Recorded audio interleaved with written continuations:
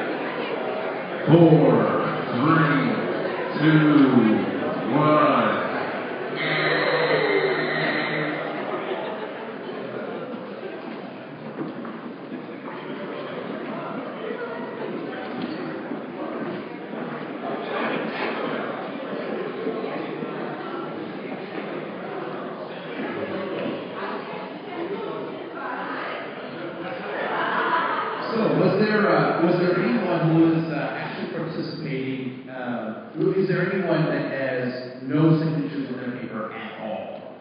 Totally blank piece of paper. Okay, so everybody was at least able to find one thing. So as you were going around the room, were there things that you saw on someone else's paper and you were like, man, why did I write this down? I should have thought about that. What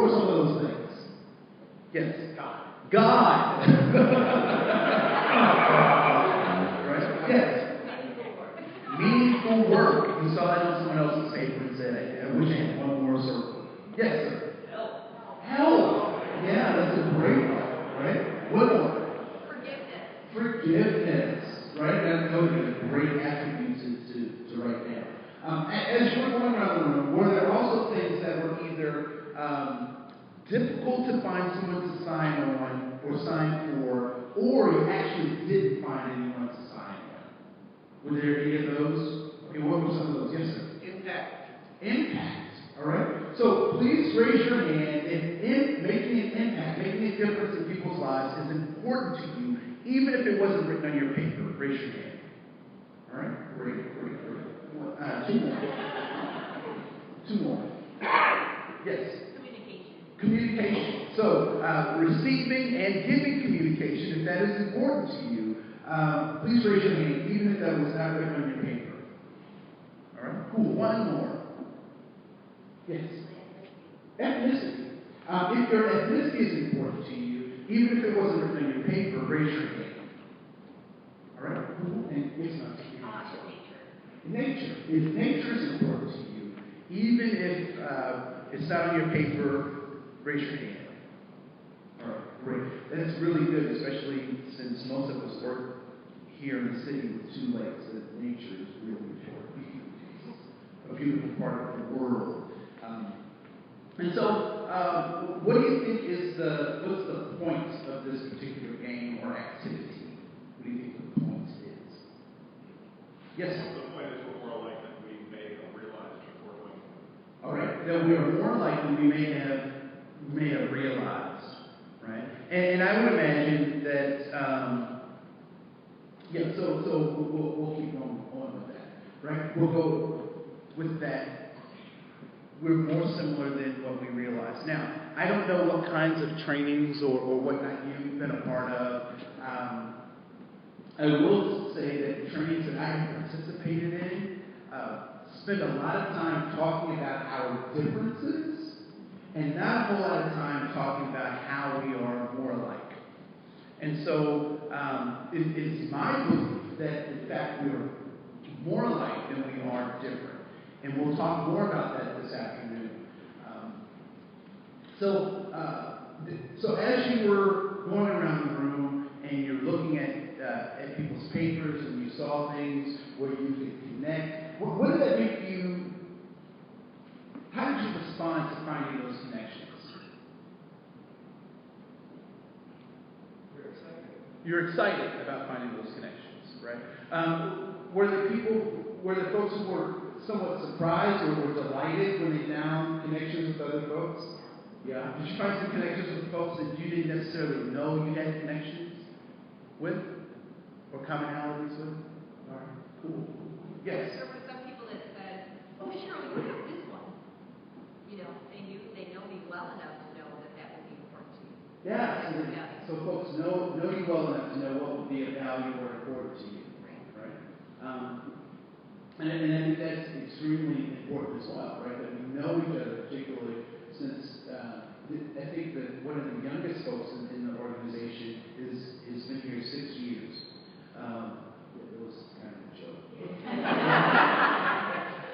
but for the majority, I mean, this is an organization where people stay for a very long time because it's a great organization to be a part of. So knowing your colleagues becomes extremely important. Now, one thing I did find interesting, and I'll share this,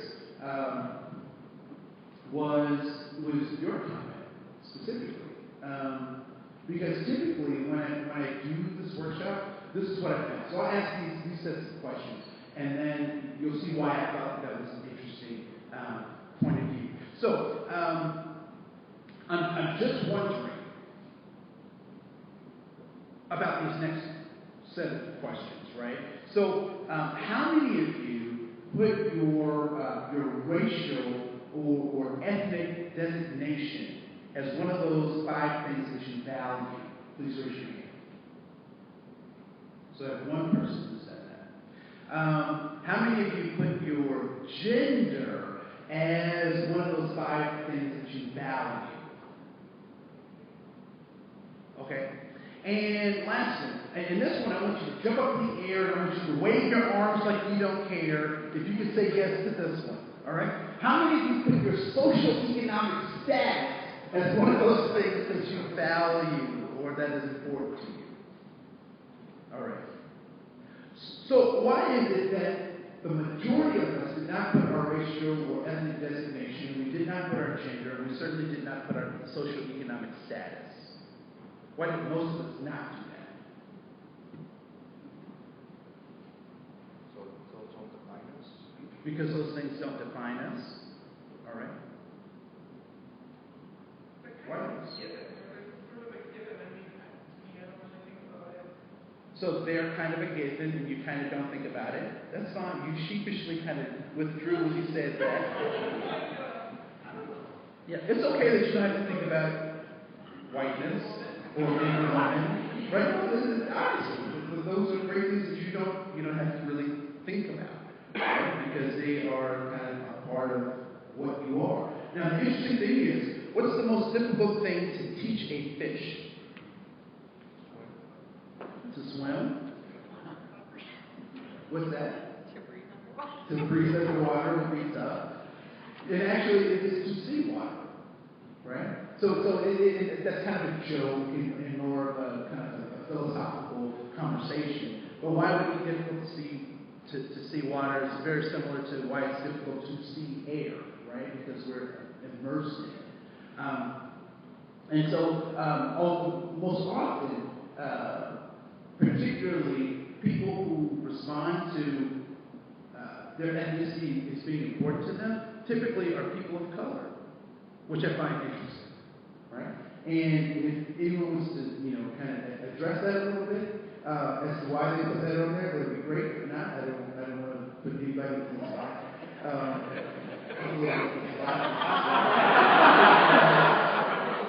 So why? Can I ask you that? So why did you put that as something that was of value or importance to you? It's something I've grown to appreciate and know and understand over the years. So that question was part of my values maybe 5 years ago, but now it's more important to me. So now it's more important because you've studied, you've kind of grown, you started to understand more about those things. Cool. Yeah, one of the things that I think is, particularly with my white brothers and sisters that are, is there anyone who would consider themselves white in the room? Okay. All right, cool. Yeah, you want people to self-select. Part of something that I think is really interesting is people will approach me with statements and comments, and I just kind of look at them and I go, really? For example, there is a television station that has, the name of the television station is BET, Black Entertainment Television. And so, I have either students sometimes or, associates of my friends who know that I'm in this work, and they'll say, why is it that there is black entertainment television, but people would be irate if there was white entertainment television? And on its surface, it sounds like a really good question, until you realize there is Fox and CNN and CBS and NBC, which historically have kind of been these white outlets. But then the more complex answer to that question goes back to what oftentimes happens with dominant groups. And men have done this to women in very similar ways, and I'll point that out as well. That all too often what happens is that the dominant group blames the so-called subordinate group for their adaptation to the dominant culture. And so BET was birthed out of the fact that MTV was not playing black or quote-unquote urban videos. So Mr. Johnson said, well, we'll play our own videos. And so time goes on, and now they get blamed for having this separatist adaptation when in fact they couldn't even participate in the first place. It happens with women. The same kinds of things happen with women in that women figure out how to adapt to a male-dominated culture, and they get called names when they act masculine by standing up for themselves or speaking out. And the B word is the word that typically comes to mind when women stand up in that way. And so it's important to understand that there are reasons that people show up the way they do. And this is a point that we'll make later in our keynote presentation, that I also think is funny, is people get affirmative action really confused. And it has become kind of a dirty word when actually it can be one of our best tools to help us save ourselves. Because typically when people talk about affirmative action, what is it that they talk about as the negative of affirmative action? Starts with quote and ends in tuz. Right? They talk about quotas, right? And quotas are not legal, in part they're not a part of affirmative action. We have goals in affirmative action, right? But here's a big misnomer. So when people talk about these quotas, and I had a student come up and he really was visceral towards me. White gentleman, 22 or so, and he says to me, I am the one who is oppressed. I'm a white guy. I've busted my tail to get where I am, and now all of these other things are getting in my way. I can't get scholarships. I can't get a job because of affirmative action. And I am mad. And I looked at him and I said, you should be mad. You should be. I said, but I think you're mad at the wrong people, right? So I asked him, I said, what do you think how many positions, so you say there are these quotas, so how many positions do you think they are holding for these so-called minority groups? I said, is it 100% of the jobs? Is it 50% of the jobs? Is it 30% of the jobs? 10% of the jobs? And he said, it's 10%. They're holding back 10%. I said, so if they're holding back 10%, that means that there are 90 positions that are open. So are you competing against the 90% or are you competing against the 10%?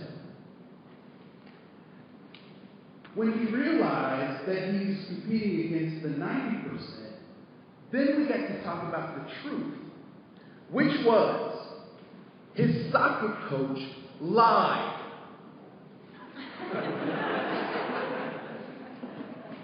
Because when he was on the soccer team as a little kid, they gave him a ribbon for participation.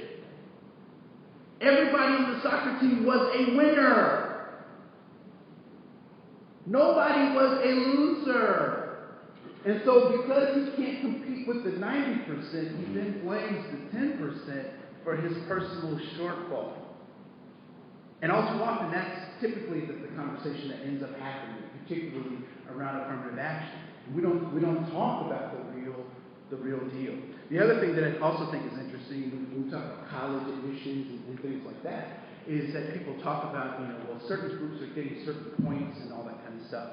But no one ever talks about the legacy points that are given to children who attend the college that their parents attend, right? And so those legacy points never become a part of the conversation. And all of that stuff is important because that sets the nature of the context. And context is everything. All right? So on your paper, you'll see that there's a big circle. And let's call this circle the circle of all human knowledge. Okay, it's a little melodramatic. All right? So let's just call this the pie of all human knowledge. Inside this pie is everything that can be known about our human experience. So all science, all languages, all spiritual beliefs, all history is contained in this pie. And what I'd like for you to do is to cut yourself a slice of pie relative to the size of what you know of everything there is to know. All right? So cut yourself a slice of pie relative to the size of what you know of everything that there is to know.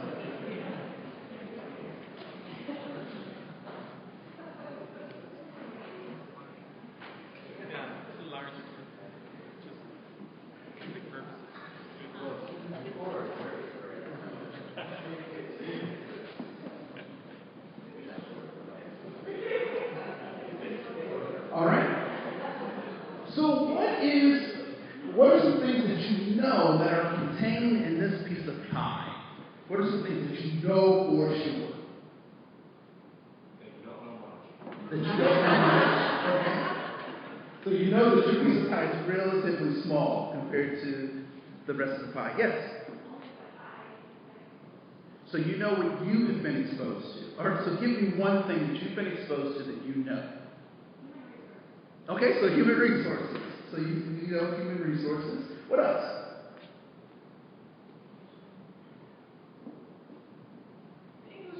English language. Great. So you know the English language. So there are things that we know for sure. For example, I know that I can sit on this chair and I can trust that it will sit. I know that I'm pretty sure that the sun will rise on a regular basis, even if I'm not here to see it, right? So there are certainly things that we know. I want you now to cut a second piece of pie, which is relative to the size of what you know you do not know. All right? Now, I want to say that it is quantifiable, and we will have a third piece of the pie. So the second piece is extremely important. So I want you to create a second piece of pie that is relative to the size of what you are aware of that you do not know. So for me, it might be something like I know Mandarin. I don't know Mandarin Chinese, and I know that. I know that I am not the person for brain surgery. You do not want me operating on your brain, right? So those are things that I know that I do not know.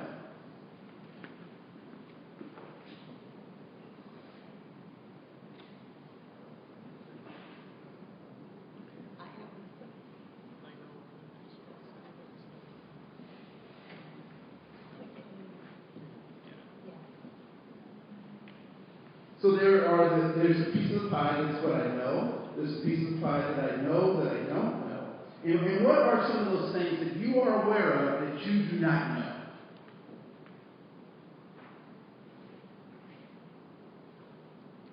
How to get to the moon. How to get to the moon. Please raise your hand if you also do not know how to get to the moon. If we've ever been there. No. Right? What else? One more thing that you know that you do not know. How to play piano. If you know you do not know how to play piano, please raise your hand. All right? Great. So we have what we know. We have what we know we don't know. And what do you think the third piece of this pie is? What's the rest of the pie? That's right. The stuff that we don't know.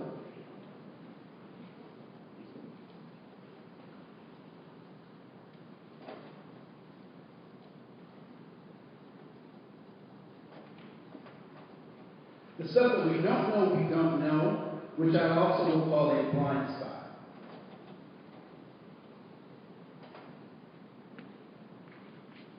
So we have what we know, we have what we know we don't know, we have what we don't know we don't know. And I did this one time. Someone said, "You got that from Donald Rumsfeld." And I responded, "You can use it for evil or for good, you decide." Right? And so when we think about particularly that race piece, that gender piece, that socioeconomic piece, what we start to realize is that for some of us, those areas have become blind spots for us. And so when I have what I know and what I don't know, I combine those into what Where's the primary place where I get what I know, what I know I don't know, and I get my blind spots? Where do I primarily get that? Where's my first introduction to any of that stuff? My family, my parents, right? Those people who care about me. And so they give me what they know. They give me what they know they don't know. And they also give me their blind spots. And where did my parents get their no, they don't know, and their blind spots? From their parents. What happens when you make a copy of a copy of a copy of a copy of a copy of a copy of a copy? It gets to be what? It gets weaker. Does it look the same as the original? No. Right? And so what our parents have done is that they have given us their paradigm. And so how we see the world is our paradigm. And so they've given us their paradigm, and we've accepted it as if it was the truth. So herein lies, now what I don't want you to do is to have to go back and do family therapy and all that kind of, I'm not trying to encourage that. But I am trying to encourage that there may be some things that our parents have taught us about the world that we've had to try to figure out on our own how those things are different. And so, so they've given us their paradigm, which helps to shape the nature and the advancement or the limitations of our own lives. And so in this process of doing this, they've done the best they could, but everything that my parents taught me would turn out to be inadequate for everything that I had to face today. So as smart as my parents were, they had master's degrees. They had emotional intelligence. They encouraged me to be a good person, but they never could have taught me about texting. They never could have taught me about Facebook etiquette. They could have never taught me about, when you send a text, do not capitalize every word. Right? Those are things that they could not have taught me. And so they did the best they could with what they had to give me their paradigm. And this is an old joke that many of you have probably heard. There's 3 generations of women cooking a meal, and the granddaughter is in the kitchen with the mother, and she sees the mother really butchering this ham. And the mother's trying to cut the ham in half, and the daughter's like, "Mom, what are you doing?" And she's like, "I'm cutting the ham in half." She was like, "Why?" She said, because the juices will flow much better when I put it in the oven. And the daughter's not buying this, and so she keeps hammering the mom with this. And the mom finally, gets frustrated and says, "Well, go ask your grandmother." And so she goes and she asks her grandmother. She says, "Grandma, Mom is in there just butchering this ham. What's going on? She told me to come ask you." And the grandmother looked surprised. She said, "She's in there cutting the ham?" She was like, "Yes, ma'am, she is cutting the ham, and she's doing a bad job." Blah, blah, blah. And she just kind of smiles. And then the daughter says, "Grandma, why are you smiling?" She was like, "Girl, your mom is doing what she saw me do." And she was like, "For real?" And she's like, "Yeah." She was like, "Well, why didn't you cut the ham in half?" And she said, "Because it wouldn't fit in the oven." And so all too often we're doing things that our parents gave us. We're operating in their paradigm when it does not necessarily make sense for us. And so when the context changed, so must our behavior change. There's a reason why the dinosaurs aren't here. And why is that?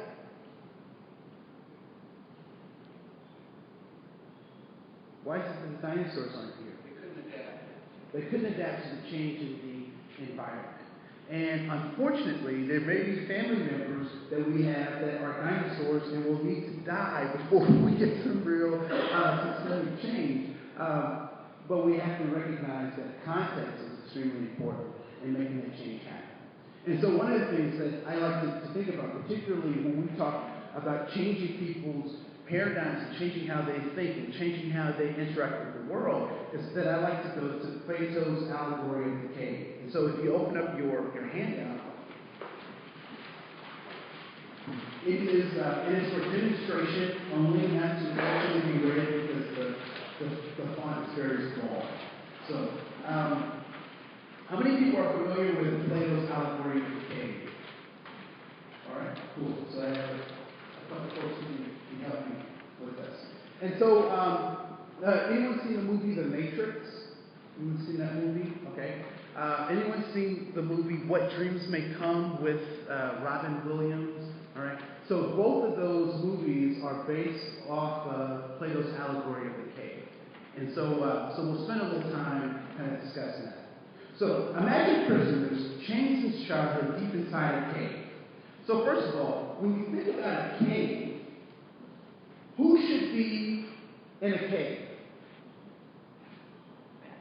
Bats should be in caves, right? What else should be in caves? Bears should be in caves. Lions, tigers, and bears. Oh my! Right? Is this a place for small children to be chained? Right? So the story is already starting off pretty bad, right? So we have this cave where the prisoners are chained. Not only are their limbs immobilized by the chains, but their heads are as well, so that their eyes are fixed on a wall. Behind the prisoners is an enormous fire, and between the fire and the prisoners is a raised way, along which men carry shapes of plants, animals, and other things. The shapes cast shadows on the wall, which occupy the prisoner's attention. So what is a shadow? What is a shadow?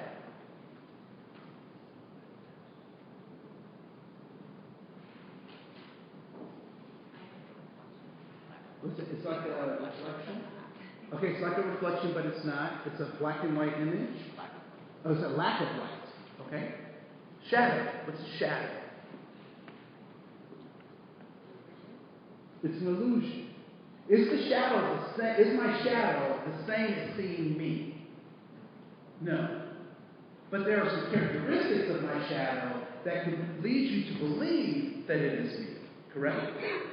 So it is an illusion.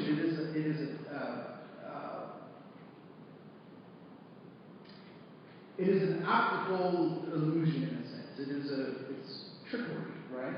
By law. What do you think the fire represents? So this fire in the cave, is that a natural occurrence? No. Right? So, which means what? That the fire, in fact, is man-made. Which then would lead one to believe that if the fire is man-made, the shadows would soon follow that logic, right? So let's keep going. Shows plants, animals, and other things. The shapes cast shadows on the wall, which occupy the prisoner's attention.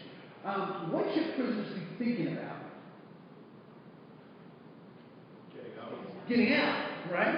But they're being occupied by looking at these shadows that are, in fact, man-made. The shape carriers cast shadows on the wall, which occupy the prisoner's attention. Also, when one of the shape carriers speak, an echo against the wall causes the prisoners to believe that the words are coming from the shadows. What is an echo? Go. What's an echo? It's a reverberation of sound. And is the echo the same as the original voice?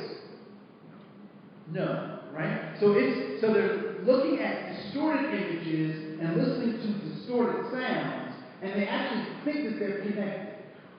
What would you think about these people as you're watching them participate in this, if you were to walk into this situation?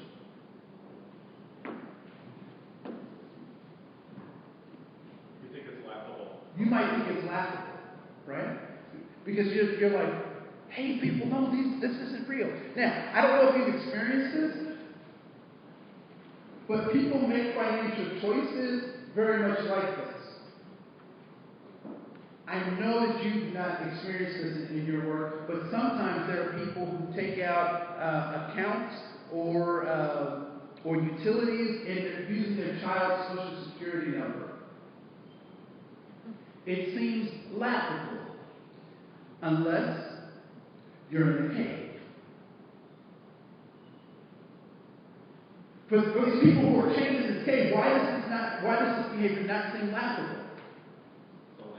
It's all they know. This is a condition that they have been a part of. And so, in my community, sometimes we talk about this thing, and I'll let the cat out of the bag, called like the ghetto mentality, or the redneck mentality, or the trailer trash mentality that says I will do anything that I have to get by. And that, scarily enough, it works within the context. But that's a very small context when they have to interact with the larger world. And so we'll keep going with this. And so the prisoners believe the works are coming from the shadows. The prisoners engage in what appears to us to be a game, naming the shapes as they come by. This, however, is the only reality they know, even though they're seeing merely shadows of images. So suppose the prisoners released and compelled to stand up and turn around. His eyes will be so blinded by the firelight that the shapes passing will appear less real than their shadows. This would no doubt cause the prisoner confusion, fear, and anger. Suppose then he is dragged up out of the cave and into the sunlight. His eyes will be blinded, that he will not be able to see anything. At first he will be able to see darker shapes such as shadows, and only later brighter and brighter objects. Why would he be able to see shadows as the first thing when he comes out of the cave? Because he recognizes the shadows, right? And also often, particularly when we either have employees that are coming out of a system of poverty, or we have clients or customers who are coming out of poverty, it's really difficult for them to start to see other things unless they have us as their guides and their help. And so part of our job is to keep shining light, give them time so that they can adjust to a new way or a different way of being. The last object he'd be able to see is the sun, which in time he would learn to see as that. Understanding what the sun is would require the free person to learn and experience new things in this new universe. So when the person leaves the cave and they see that thing up there, what might they call that thing in the sky?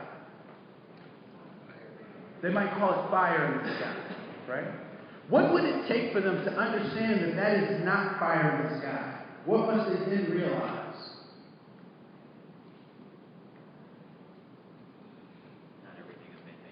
Not everything is man-made. And so what is that thing in the sky?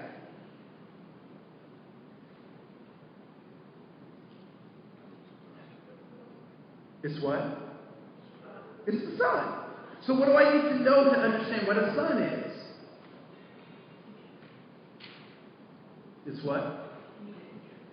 So I need a teacher, so maybe someone to show me. But what else do I need to know to understand the sun? I need to experience it. Is the sun in the sky? Where is the sun? It's in outer space. What do you mean outer space? What is outer space? It's a part of what? The universe, the solar system. So now I start to understand not only is there a sun, but there are planets. And so, meaning that there are planets, there's one planet that's the third one. And so that means that there's some other planets. And so all of a sudden, what I thought I knew about the world has to shift with this new knowledge. Because now, not only is the world changing, but I'm also changing too. And so, we'll go down to this last paragraph. Once enlightened, so to speak, the free prisoner would no doubt want to return to free his fellow bondsmen. Does that make sense? He has freedom. He wants to go back and help people get freedom. Descending back in the cave would require that the free prisoner's eyes adjust again. And for a time, he would be inferior as the ludicrous process of identifying shapes on the wall. And why now would he find that ludicrous? Why would he find that laughable now? Because he's had some experiences. He's seen the real world. And so now when we go to this, what we understand is that the free person would no doubt tell the captives of his experience outside of the cave. His descriptions and language would be difficult for them to interpret and understand. This would cause confusion, fear, and anger in them, as he did experience. Many of the prisoners would not want to be free. Wait a minute. They've been in jail all of their lives. Why would they not want to be free? What's that? It's scary. They're fearful, right? What else? They know what to expect where they are. There may be systems in place that encourage this behavior, right? So if I'm a storyteller in the cave, and I make my living by stacking pebbles, by telling stories, do I want people free? If I'm a chain polisher, do I want people free? No, right? And so lastly, his attempts to free them would make his fellow prisoners murderers towards him and anyone who would attempt to free them. So they would rather kill this person than actually be free. Have you seen this play out in our human experiences? Where someone says to us, we don't have to live this way. We can live a different way. We can do something different. Have we seen that in our human experience? Give me some examples of how we've seen this story play out. Bobby Kennedy. How did he pay? He was assassinated in 1968. He was assassinated in 1968. How else have we seen this play out?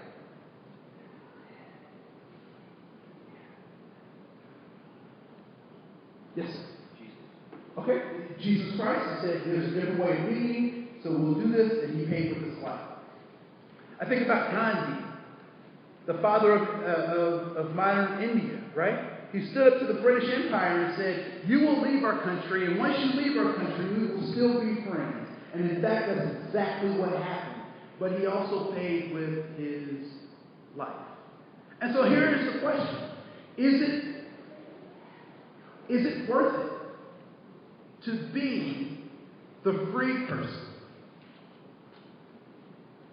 And what does it require from a free person? And so what I would offer you, before you even answer that question, is the fact that the paradigms that we offer, if we don't change those, our default is to pass on what we know, what we don't know, and our blind spots. That's our default. But what's the process that we use, that we send our kids to try to eliminate this blind spot and expand what they know? Well, what is that process called? Education. Right? And what is and we want them to participate in learning. And what is learning? How do you know if a person has learned something?